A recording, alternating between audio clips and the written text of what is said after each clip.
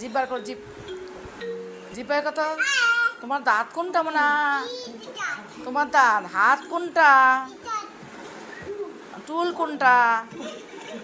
পেট কোনটা? হ্যাঁ পেট এটা। পা কোনটা? হ্যাঁ কান কোনটা? হ্যাঁ তোমার দাঁত কোনটা? নাক কোনটা? দূরে বলো, নাক বলো। হাত দেয় না, নাকের থেকে হাত বের করো, হাত বের করো শোনা, নাক থেকে হাত বের করো।